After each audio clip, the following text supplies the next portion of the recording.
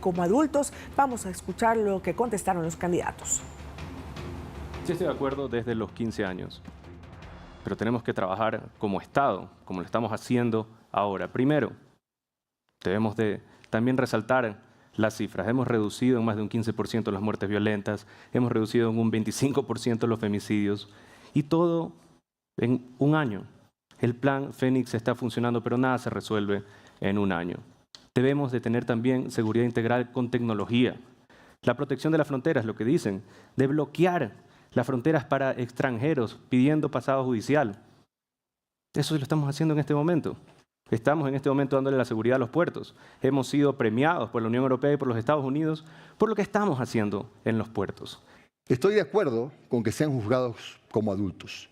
Lo que no estoy de acuerdo es que guarden prisión en los mismos reclusorios que existen hoy en el país y que son auténticas universidades del crimen.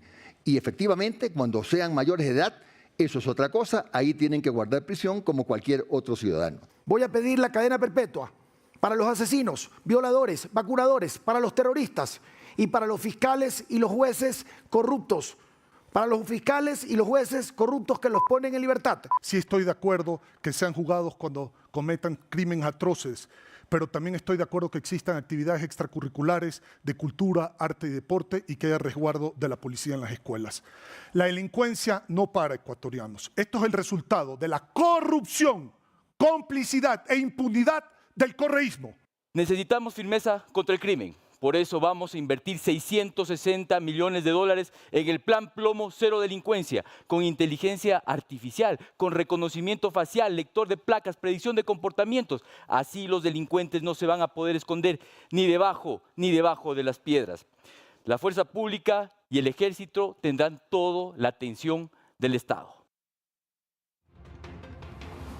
Y asimismo, en el eje de seguridad al Grupo 2 se les preguntó: los ecuatorianos hemos visto que la fuerza pública muchas veces detienen a delincuentes y los jueces los liberan por corrupción o amenazas. ¿Cómo propone depurar y proteger la administración de justicia sin afectar la independencia de los poderes del Estado? Esto fue lo que contestaron los candidatos. Veamos.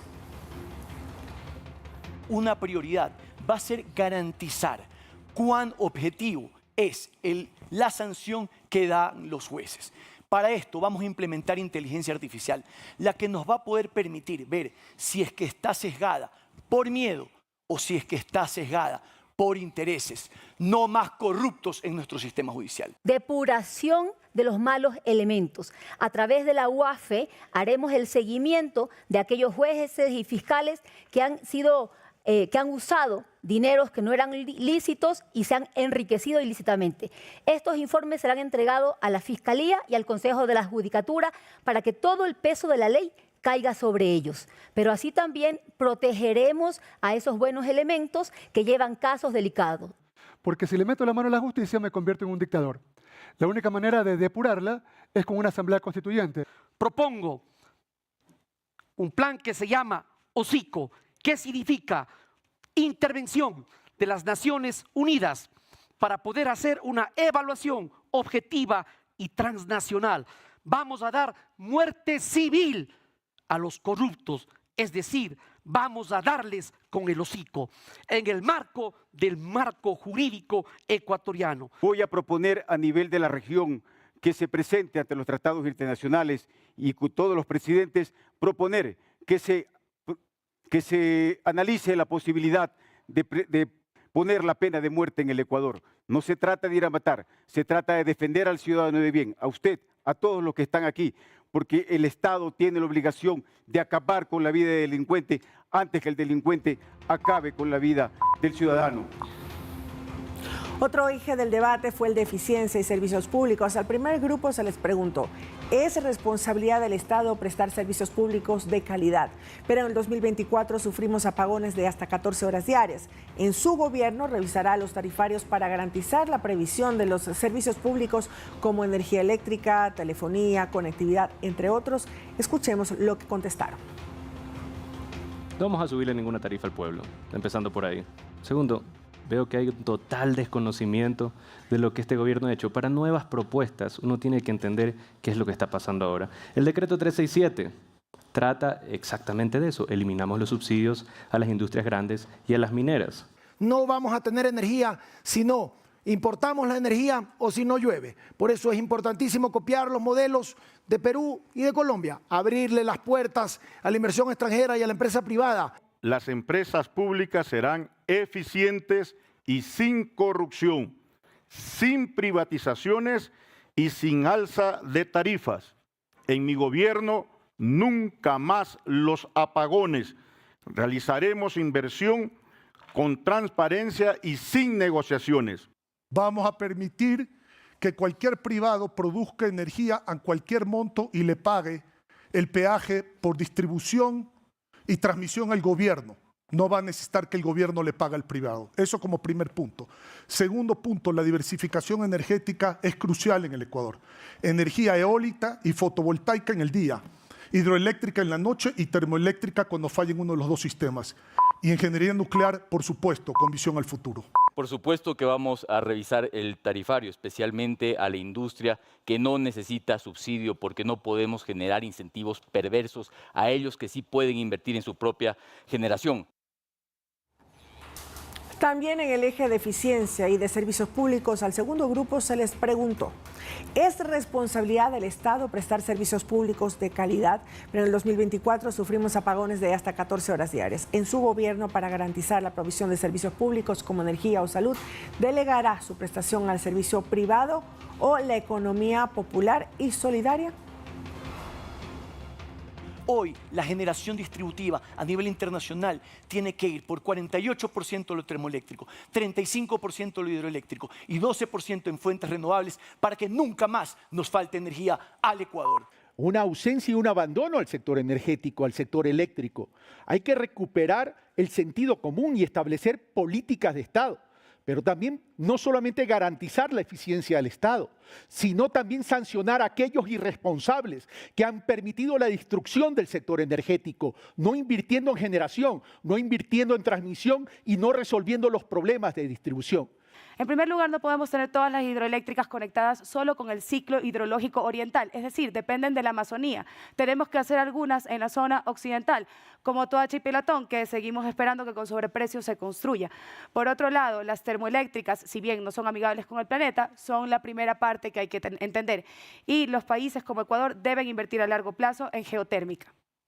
Sí. Permitiremos la participación de la empresa privada, fundamentalmente europea, en el tema de la construcción de nuevos parques eólicos. Vamos con una combinación público y privado.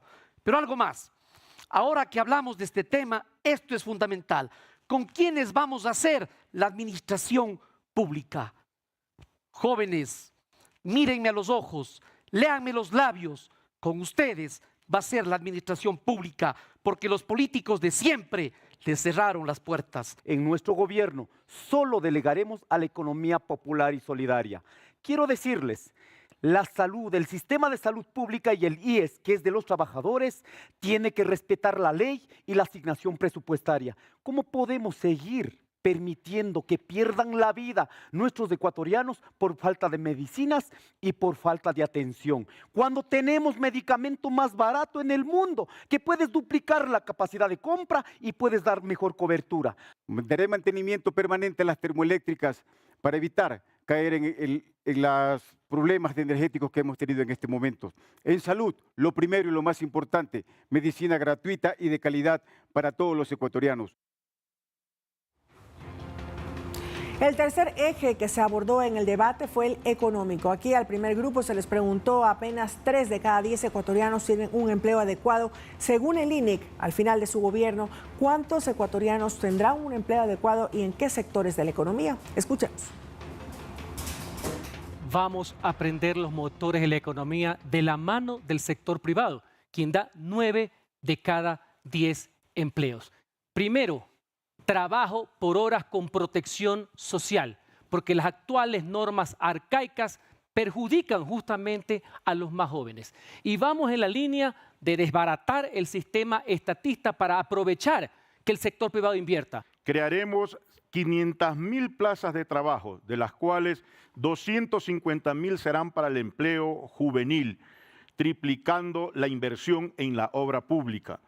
Abriremos una línea de crédito para mujeres, jóvenes, campesinos, comerciantes y emprendedores. Elevaremos el salario a $570 para mejorar las vidas de las familias. Incentivos fiscales, Jimmy, incentivos fiscales. ¿A quiénes? A todas las empresas que nos ayuden con el objetivo de la creación del empleo juvenil, del empleo para los jóvenes, para los recién graduados, van a tener una reducción de hasta 5 puntos en el impuesto a la renta. Mientras que al segundo grupo, dentro del eje económico, se les preguntó. Ecuador cierra el 2024 con un déficit fiscal de alrededor de $4.000 millones.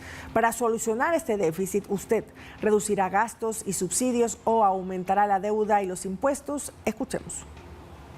Necesitamos crear un modelo que nos garantice a los ecuatorianos un desarrollo a largo plazo, fortaleciendo la pesca, fortaleciendo la agricultura, fortaleciendo la minería, fortaleciendo nuestra extracción de petróleo, pero respetando siempre y sobre todo la sostenibilidad ambiental, porque para eso nuestra interrelación con lo ambiental va a ser una prioridad. No voy a subir más impuestos como el IVA, que nos lo subieron a 15% y los 3 puntos adicionales dijeron que era para garantizar la seguridad. ¿Qué voy a hacer? Hay que poner dinero en los bolsillos de los ecuatorianos, generando empleo.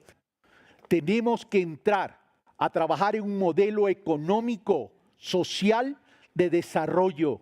El hipercentralismo nos ha hecho daño. He hablado que tenemos que ir a las regiones autónomas descentralizadas.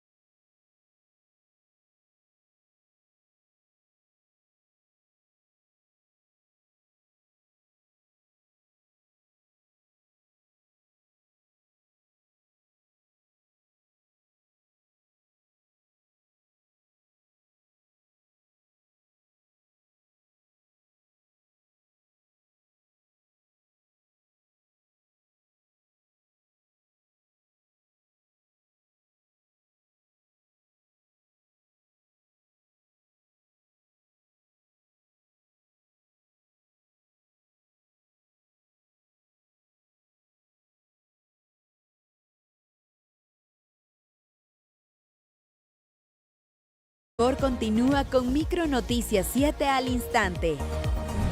Y para seguir escribiendo la historia de nuestro país, los espero en un encuentro noticioso diferente.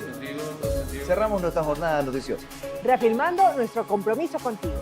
Noticias 7, de lunes a viernes, por Canal 7, Ecuador TV.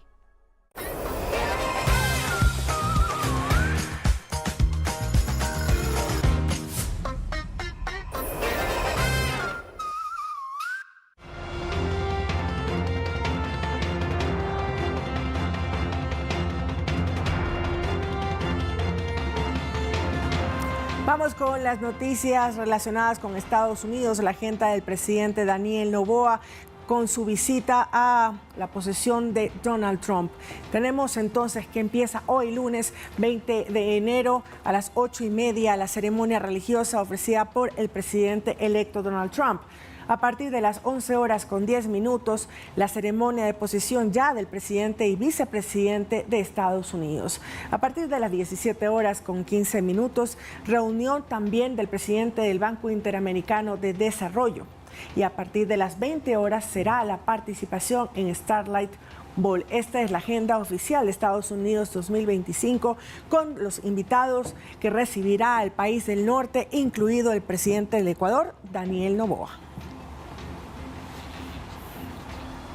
El presidente electo de Estados Unidos, Donald Trump, que superó a juicios políticos, acusaciones penales y un par de intentos de asesinato para ganar otro mandato en la Casa Blanca, será juramentado el día de hoy como el presidente número 47 de Estados Unidos, mientras los republicanos asumen el control unificado del Congreso en Washington y se disponen a remodelar las instituciones del país. Donald Trump iniciará entonces, como vimos en la agenda, a las 8:30 hora local con su esposa Melania Trump, asistiendo a un servicio religioso en la iglesia episcopal de St. John, ubicada frente a la Casa Blanca. La ceremonia religiosa, café y juramentación. Este templo, al que tradicionalmente asisten los presidentes electos el día de su investidura, tiene un significado especial para Trump, ya que en el 2020 posó allí con una Biblia en la mano tras el desalojo forzado de los manifestantes que protestaban por la muerte del afroamericano George Floyd a manos de un policía blanco. Tras la ceremonia religiosa sobre las 9:45 de la mañana, la pareja presidencial se dirigirá ya a la Casa Blanca para participar entonces en el tradicional té y café con el mandatario saliente Joe Biden y la primera dama Jill, un gesto simbólico de una transición pacífica. Posteriormente, las dos parejas viajarán juntas en el mismo vehículo hasta el Capitolio, donde Trump jurará el cargo al mediodía en una ceremonia trasladada al interior debido al mal tiempo, debido al frío extremo con temperaturas previstas para el día de hoy entre los -11 y -4 grados centígrados y una posible sensación térmica aún más baja por el viento y una tormenta de nieve que dejó anoche el suelo totalmente blanco. La juramentación en el interior del Capitolio por el clima será de esa manera entonces, y también la primera vez desde 1985 que un presidente jure el cargo dentro del Capitolio en lugar de la escalinata, cuando Ronald Reagan tuvo que hacerlo al inicio de su segundo mandato debido a las adversas condiciones meteorológicas. Bueno, lo que podemos decirle que en concreto el acto se celebrará en la rotonda del Capitolio, ubicada justo debajo de la cúpula del edificio, un espacio de gran valor simbólico que conecta el Senado y la Cámara de Representantes.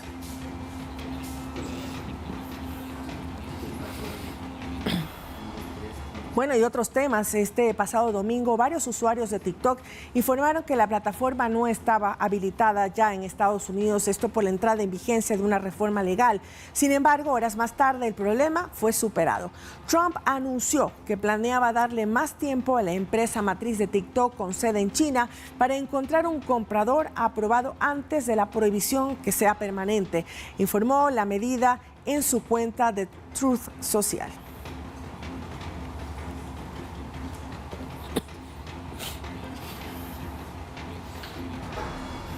Bien, amigos, es momento de irnos a una pausa y al regresar tendremos a Rodrigo Jordán, analista político, para hablar claramente del debate presidencial de la noche de ayer. Quédese con nosotros.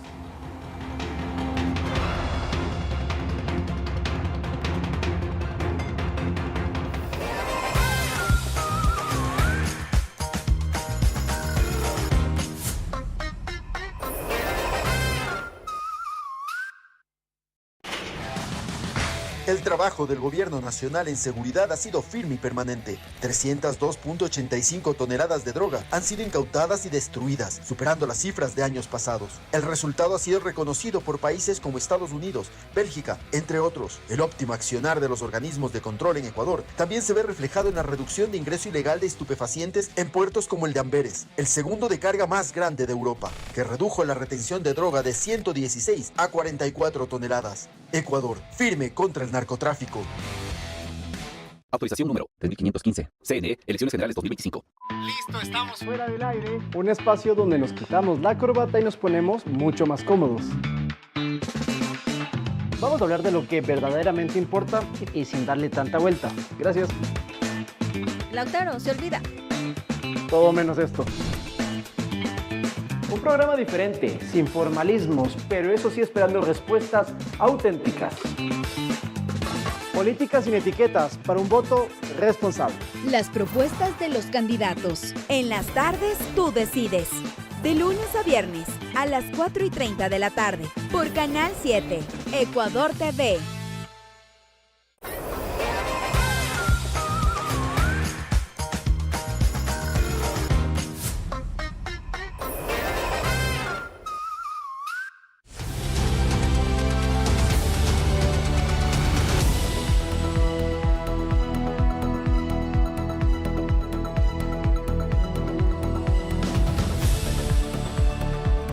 Bien, estamos de regreso. Como les habíamos anunciado, el análisis del debate presidencial a esta hora de la mañana, 7:30. Nos acompaña Rodrigo Jordán para seguir conversando sobre el debate de la noche de ayer, que creo que eso va a ser lo más relevante y lo más importante, seguir la conversación, lo que estará ahí presente en las redes sociales, la viralización y la capitalización del postdebate. Rodrigo, ¿es así? Buenos días.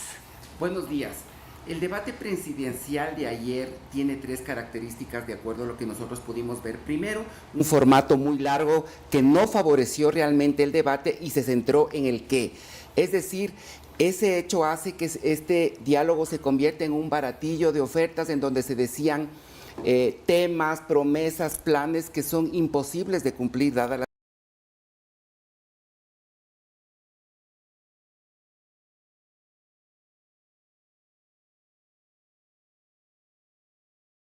pública era el centro, ¿no?, de todo este evento, porque incluso se decía que iba a ir, no iba a ir, y me parece que el presidente sale ileso de este debate, la oposición realmente con muy poca capacidad de poder argumentar temas, y obviamente el mandatario, como está en el día a día de la gestión, sabía las cifras, los números, los decretos, y eso hizo que se dé la impresión que los otros candidatos en el primer grupo no estén tan bien informados.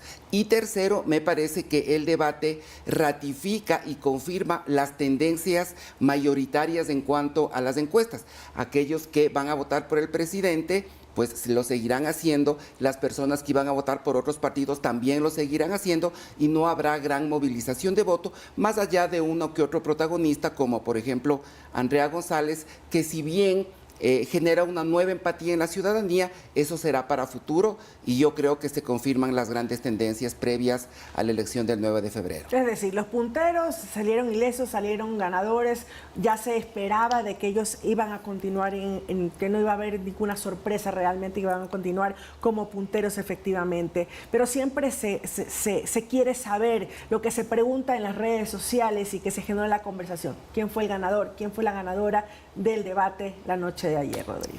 Primero tenemos que decir que los ganadores, como usted mencionaba, son el presidente de la República y Luisa González. Me parece que el presidente de la República dio señales de mayor solvencia. También el presidente de la República ha ganado mucho más habilidades comunicacionales en todo este tiempo que ha estado en el mandato y obviamente para él ya el discurso, la cifra, los datos son mucho más familiares que para otros candidatos.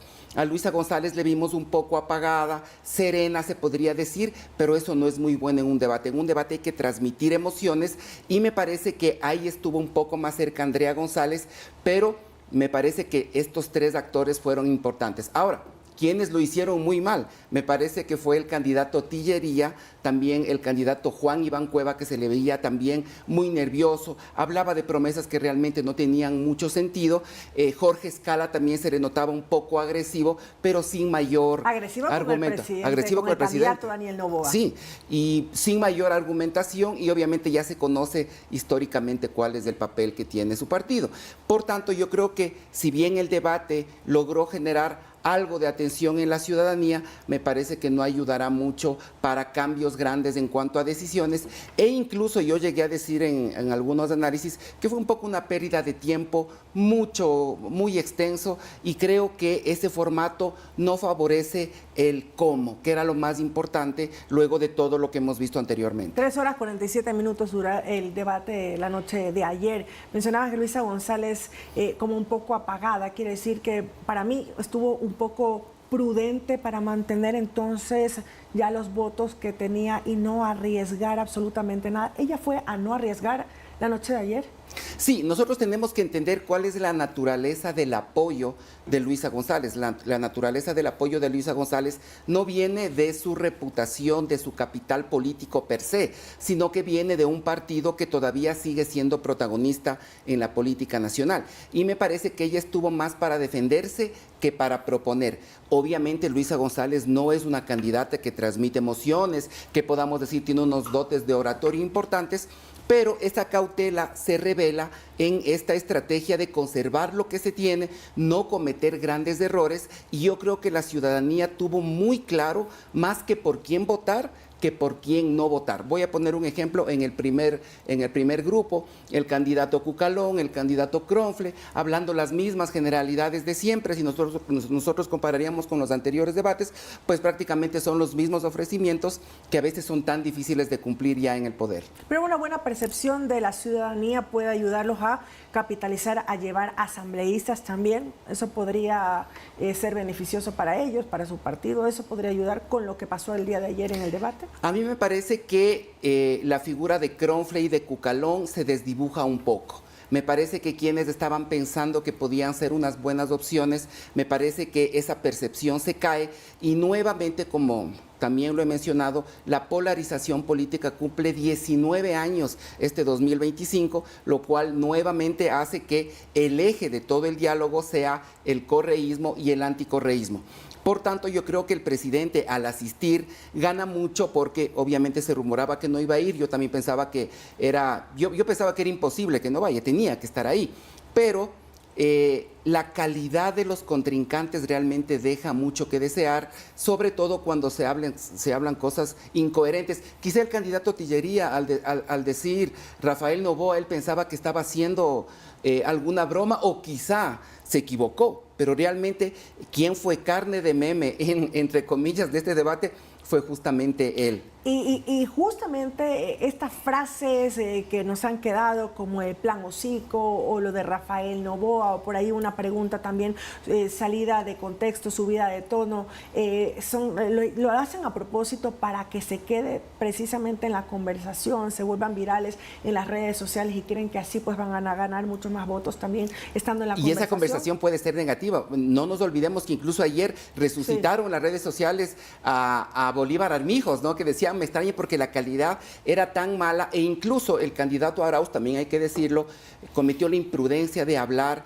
de matar a los supuestos cabecillas delincuentes, justo en un ambiente en el cual estábamos viviendo el tema de los niños de Guayaquil. De los cementerios, ¿no? Claro, y entonces el candidato Saquicera le dice, bueno, usted propone entonces salir a matar a todo el mundo. Este tipo de imprudencias no hay cómo cometer. Y obviamente los candidatos lo que hicieron fue exponer argumentos racionales, y me parece que muy poca conexión emocional con la gente, y no nos olvidemos que el voto tiene un alto componente emocional. En el eje de seguridad, entonces, los temas que salieron por ahí, que surgieron y que se siguen conversando, el famoso plan hocico también. La reina del debate fue la inteligencia artificial. Parecería que todo iban o piensan solucionar con la inteligencia artificial, Rodrigo. Sí, me parece que se ha convertido en una muletilla, como cuando antes se decía, vamos a usar esta gran minería de datos, vamos a utilizar las tecnologías porque los candidatos desde hace más o menos unos 15 años también hablan mucho de la tecnología.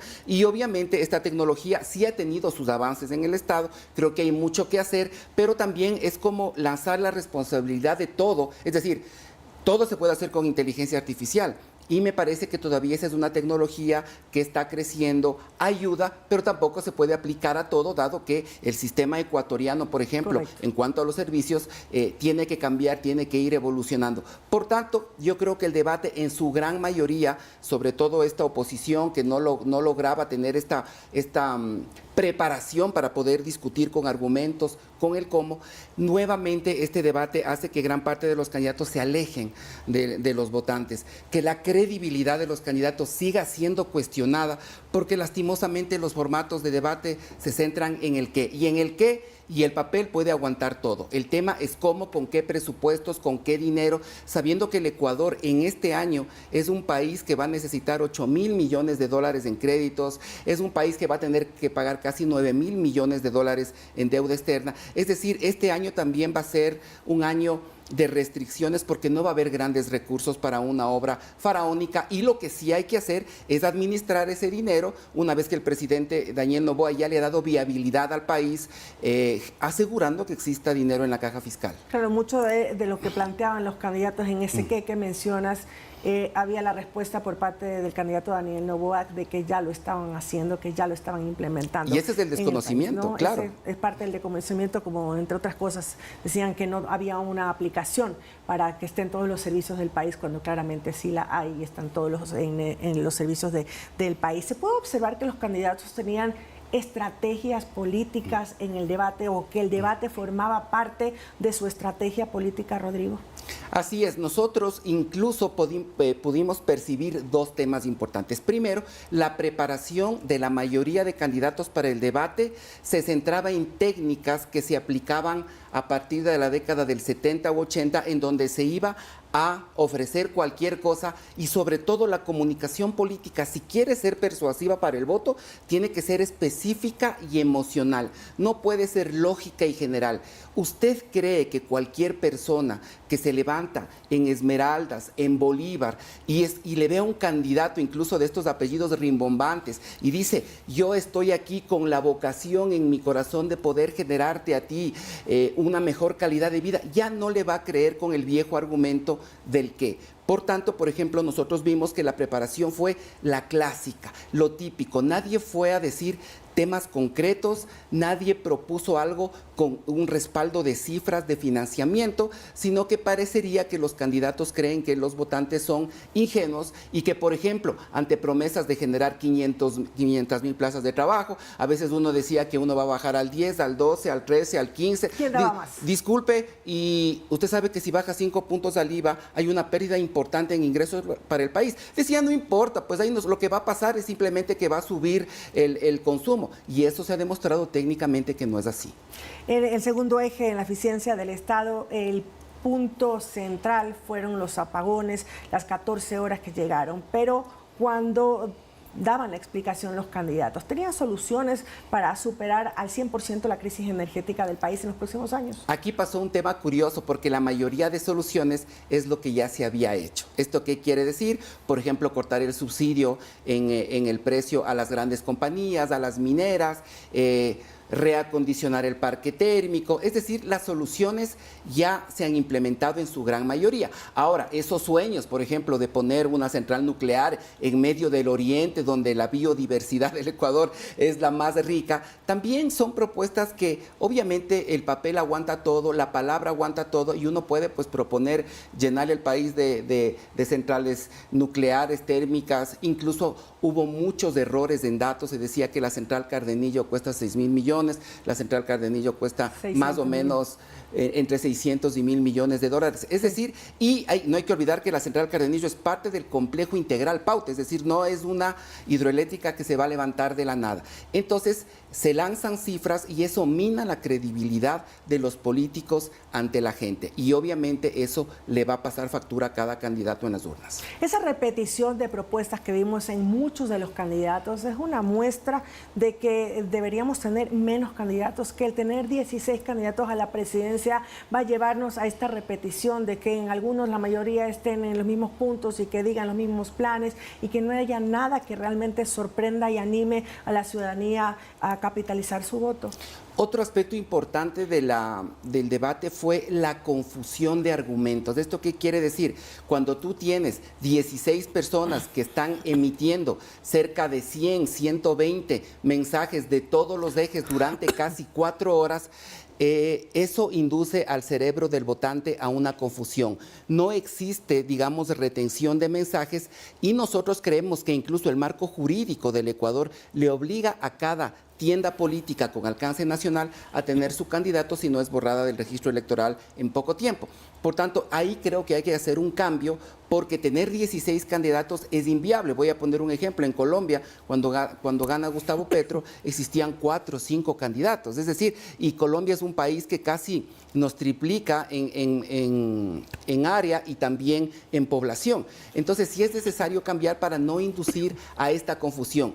Todos los analistas y la mayoría de personas con las que hemos hablado salieron del debate con, nosotros decimos, la cabeza llena de argumentos sin saber quién dijo qué. ¿Por qué? Porque aparte del baratillo de temas que no se pueden cumplir, los candidatos se encargaron también de hacer alocuciones generales que realmente eso no le aporten nada al votante. ¿Mostraron los candidatos que están capacitados para gobernar la noche de ayer, Rodrigo? Obviamente que no. ¿Por qué? Porque es fácil hablar, voy a poner un ejemplo, es como que yo vaya a una empresa y diga, bueno, vamos a convertirnos en la primera empresa del mundo, vamos a vender tanto, pero no se tiene conciencia de infraestructura, del talento humano. ¿Esto qué quiere decir?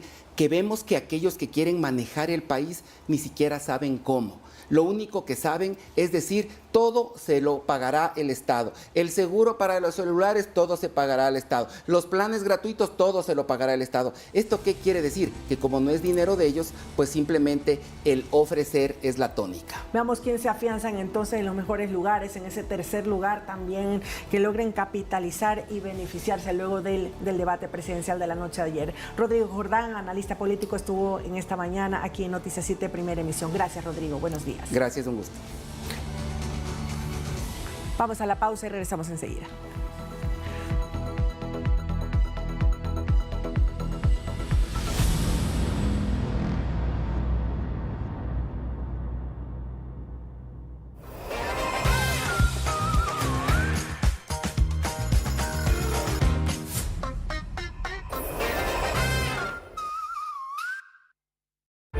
Los temas de actualidad que debes conocer. En la primera semana de julio, la temperatura media global batió 2 veces su récord más alto. Con historias de la vida que impactan. Pasamos meses viviendo en condiciones deplorables. Mi madre murió y luego mi hermana pequeña. Descubre qué nos depara el futuro viajando por un nuevo mundo. En un auto sin ruidos ni gases de escape. Global ES. Visión futuro. Fuerza latina. En forma y al volante. De lunes a viernes a las 3:30 de la tarde. Por Canal 7. Ecuador TV. Nuestro objetivo es informarte de manera completa y oportuna. ¿Qué tal? Bienvenidos. Iniciamos esta semana de información. Por eso, al finalizar el día, te invitamos a conocer los hechos más relevantes de la actualidad. Por primera vez, un expresidente estadounidense es imputado. Entérate de las noticias que están dando la vuelta al mundo. En Colombia, las autoridades encontraron 5 nuevas rutas de migración irregular. En El Mundo al Día. De lunes a viernes a las 10:30 de la noche, por Ecuador TV.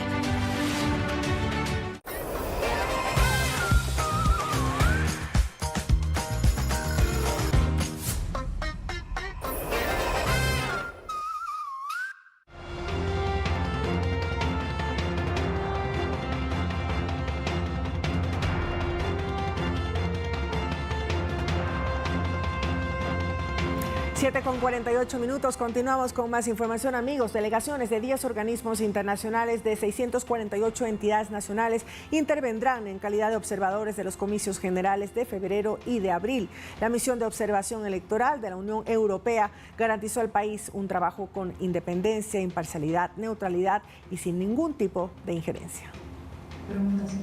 Es una misión de observación que la integran más de un centenar de especialistas en diversos campos. Sus representantes informaron en Quito cuál es su plan de acción tanto en la primera como en segunda vuelta.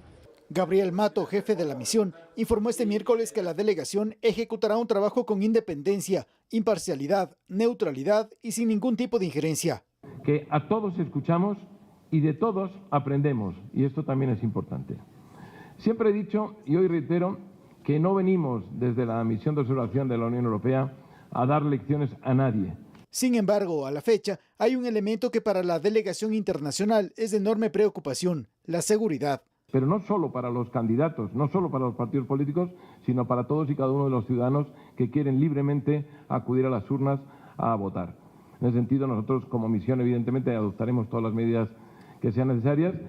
La misión de observación electoral de la Unión Europea desplegará en la mayoría de provincias del país a sus expertos para conversar y escuchar expectativas del proceso electoral por parte de candidatos, ciudadanos y organizaciones políticas. El monitoreo de la fase preelectoral, electoral y postelectoral será en todos los campos. Para eso tenemos aquí a Liche Colombi, que dirige un gran equipo de monitoreo de redes sociales. Naturalmente, cualquier muestra para ser relevante necesita tiempo y que haya una masa de datos analizable que sea relevante.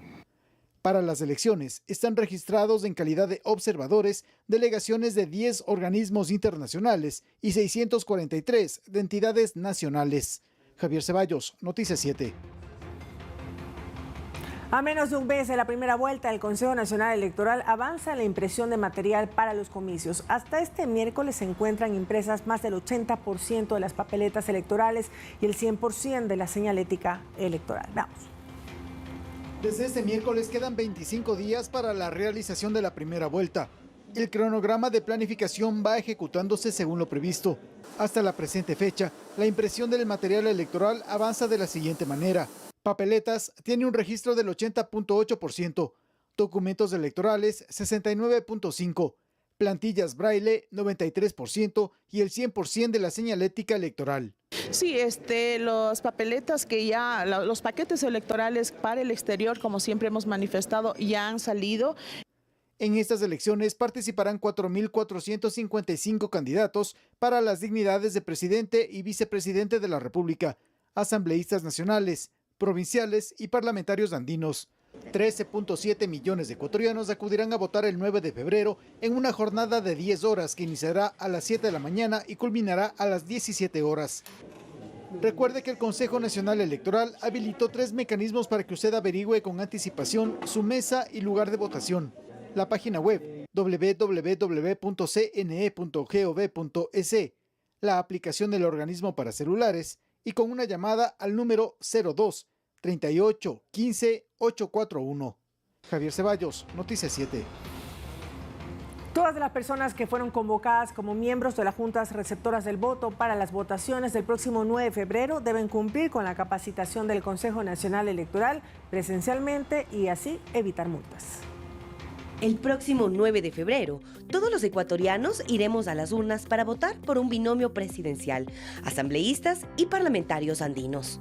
En cada proceso, el Consejo Nacional Electoral elige a miembros de las juntas receptoras del voto, quienes deben cumplir con ciertas obligaciones, como es capacitarse para el día del escrutinio. El Consejo Nacional Electoral ha designado 680 capacitadores territoriales, en donde se les explicarán los roles en la jornada electoral, como por ejemplo la conformación e instalación de la mesa de votación, sufragio, escrutinio y embalaje para el envío del material electoral. Quienes hayan sido seleccionados deben capacitarse de manera presencial. Esta puede durar alrededor de 2 horas y podrá hacerla hasta el 8 de febrero del 2025, es decir, un día antes de las votaciones. Ahora, para los miembros que se encuentran en el exterior, la capacitación se cumplirá en las oficinas consulares. Pero si no lo hace, recuerde que puede recibir una multa de $46. El CNE, dentro de su página web, habilitó los puntos de capacitación para las elecciones generales 2025 por provincia, los días y los horarios de atención. Usualmente, va de lunes a viernes entre las 8 de la mañana y las 8 de la noche. Sin embargo, hay sitios que también atienden sábados y domingos. Por ejemplo, en Azuay hay más de 213 sitios de capacitación, mientras que en Chimborazo hay 6 sitios y en la provincia de Pichincha 98 sitios. Pero ojo, que tras culminar tu capacitación te entregarán un nombramiento que debes entregar el día de las votaciones junto con tu cédula en la junta receptora del voto que se te fue asignado. No te olvides de firmar el registro de asistencia de la capacitación, ya que esa es la prueba del CNE para comprobar que fuiste y evitar la multa. En este proceso electoral, los incumplimientos o las faltas que se comentan acarrean sanciones y multas. En la siguiente nota, veamos algunas de las infracciones y sanciones que contempla la normativa electoral. Con la vigencia del nuevo salario básico, se aplica de manera automática un reajuste de las multas por diferentes infracciones que el ciudadano comete en diversos ámbitos por incumplimiento de la norma. Lo electoral no es la excepción. En este periodo, tome en cuenta lo siguiente. Si no vota y no justifica, recibirá una multa del 10% del salario básico unificado, es decir, $47. En el día de los comicios, no integrar las mesas electorales le acarrea una sanción del 15% del salario básico, es decir, $70.5. Si usted es miembro de una junta receptora del voto y no acudió a capacitarse, se le sancionará con el 15% del salario básico, es decir, $70.5. Si acude a votar en estado etílico, las autoridades pueden multarlo con el 10% del salario general, es decir, $47. La norma establece que si hace campaña o proselitismo el día de elecciones, en primera o segunda vuelta, será multado con el 20% del salario, es decir, $94. Y si ese día usted acude armado a un recinto electoral, se aplica la misma sanción. Cumpla con las disposiciones, no se exponga a cometer una infracción electoral.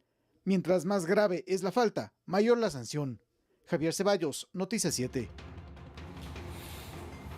La Dirección General del Registro Civil del Ecuador implementará jornadas extraordinarias de cedulación los fines de semana en 39 agencias a escala nacional en el marco de las elecciones generales del 2025. La atención estará dirigida a los ecuatorianos mayores de 16 años que no cuenten con su documento de identidad previo agendamiento. Se trata de una jornada especial para facilitar a los ciudadanos la obtención del documento para ejercer su derecho al sufragio, que es la cédula de identidad, en caso de pérdida o renovación. El operativo del registro civil incluye a 39 agencias a nivel nacional para la atención a ecuatorianos mayores de 16 años previo agendamiento. La obtención de los turnos es absolutamente gratuita, así que también hacer un recordatorio para que no entreguen su información ni datos personales, peor aún cancelen valor alguno por el tema de la obtención del turno. Los turnos se obtienen a través de la página del registro civil, www.registrocivil.gov.es. Ahí podrán agendar las citas. Desde el día de ayer ya se habilitaron turnos para las jornadas de los días sábados. Las fechas para esta atención son los sábados 18 y 25 de enero y 1 de febrero de 2025 de 8 a 14 horas. También el sábado 8 de febrero de 8 a 17 horas y el domingo 9 de febrero, día de las elecciones, de 8 a 14 horas. La tarifa del servicio incluye $5 primera vez, $16 por renovación y para ello debe obtener un turno gratuito en la agencia virtual del registro civil. Para mayor facilidad, usted puede también solicitar en pocas horas el duplicado de su cédula. Este duplicado se solicita a través nuevamente de la agencia virtual. El usuario ingresa con su código, con su usuario y su contraseña, hace la solicitud del duplicado, cancela igualmente en línea un valor de $16 y escoge la agencia en donde quiere retirar el duplicado. En un transcurso de 2 horas se acerca a la agencia y va directamente a la ventanilla de entrega de cédulas y podrá retirar el documento. Para las personas con discapacidad igual o superior al 30%, la cédula no tiene costo. Los adultos mayores, mujeres embarazadas, personas con enfermedades catastróficas o con discapacidad no deben agendar y acuden directamente a la agencia más cercana para ser atendidos de manera preferencial. Rommel Garzón, Noticias 7. Tu voto en bici es la campaña que busca promover que los ciudadanos acudan a sus recintos electorales en este medio alternativo de transporte. El Consejo Nacional Electoral, junto a las autoridades de control, permitirán a los ciudadanos ingresar a sus recintos con sus bicicletas. Por pequeños que parezcan, algunos cambios en nuestros hábitos pueden hacer una diferencia, como por ejemplo el uso de la bici. La campaña Tu voto en bici es una iniciativa de la Fundación Cicleada por la Vida y el CNE. Esteban Ocampo, director de la fundación, explica que la idea es incentivar el uso de este medio de transporte para disminuir la carga vehicular el día de los comicios. Que ingresen con su bicicleta y bueno, va a haber espacios adaptados como biciparqueaderos. O también, bueno, ha habido casos que nos envían fotos dentro de los recintos electorales y eso nos motiva y que nos enseña que la ciudadanía y que nosotros podemos ser parte del cambio. Durante 6 elecciones ya se ha implementado esta campaña. En la última, más de 2,000 usuarios acudieron a ejercer su derecho al voto en este medio de transporte, por lo que se espera que este año se sigan sumando ciudadanos. Tu voto en bici nació con el hecho de tener una ciudad más amigable, más verde, más saludable, más sostenible. Ciclistas y ciudadanos en la capital opinan que es una buena iniciativa. Mucha congestión de carro hace que la ciudad se contamine y sabe mucho lo que es de nuestro aire y todo eso. Está bonito, o sea, está chévere para ir a votar en bicicleta. Además, dan algunas medidas de seguridad. Estar pendiente de los semáforos. Que vayan pilas a los carros. Y Ocampo agrega que se tiene el decálogo del ciclista, donde se establecen algunas reglas que deben implementarse en las vías. Utilicemos las ciclovías, los espacios adaptados, utilicemos la bicicleta con todas las medidas de seguridad personal, utilicemos la bicicleta también respetando las señales de tránsito y promovamos justo una cultura de movilidad sostenible diferente. Quienes vayan en bici podrán subir sus fotos en redes sociales y contar su experiencia con este método de transporte con los hashtags Tu voto en bici y Cicleando Juntos.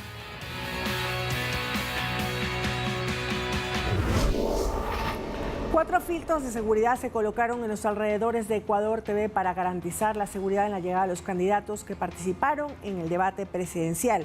Todos llegaron con sus equipos de trabajo y familiares. A continuación les presentamos un resumen del debate presidencial de la noche de ayer. Veamos. En medio de un fuerte operativo de seguridad, uno a uno comenzaron a llegar a las instalaciones de Ecuador TV los candidatos que buscan la presidencia de la República. En la entrada se colocó una alfombra roja que les guiaba a un pequeño podio donde prensa de todo el mundo esperaba sus declaraciones. El primero en llegar fue Jimmy Jairala del Movimiento Centro Democrático. Les deseo suerte a todos los compañeros candidatos y espero pues que sea un debate de altura. Minutos después llegó Henry Cucalón acompañado de su binomio y después Francesco Tabaqui, candidato por Creo. También Luisa González de la Revolución Ciudadana y Juan Iván Cueva del Movimiento Amigo. Yo quiero pedir a todos los candidatos que le demos la altura del debate, que es lo que el Ecuador necesita. Seguidamente llegó Henry Kronfle del Partido Social Cristiano, Jorge Escala del Movimiento Unidad Popular y Felipe Tillería, que participa por el Movimiento Avanza. De su parte, Iván Saquicela, candidato por Democracia Sí, llegó con un mazo característico de jueces. Precisamente yo creo que hay de todo en las diferentes funciones y por eso hoy quiero mostrar, porque el uso de este mazo va a recordar que hoy se habla de lucha contra la corrupción, pero fui yo quien condené al expresidente Correa, fui yo quien condené al ex vicepresidente Glass. Seguido de Saquicela llegó Enrique Gómez del Partido Suma, Pedro Granja del Partido Socialista Ecuatoriano, Leonidas Sisa de Pachacutic, Víctor Arauz y también Carlos Rabascal, representante de la Izquierda Democrática. Hoy es un día importante porque estos espacios democráticos permiten el acercamiento de las ideas, de las visiones, de las propuestas al pueblo ecuatoriano, que en definitiva son las familias ecuatorianas las que van a tomar la decisión el 9 de febrero. El último en cruzar la alfombra roja fue el candidato por Acción Democrática Nacional, Daniel Noboa, quien vino acompañado de su esposa Lavinia Balbonesi. Todos se dirigieron a sus espacios de trabajo previo a participar en el encuentro democrático. Edison Saavedra, Noticias 7. Con enfoque técnico y reglas claras, que en igualdad de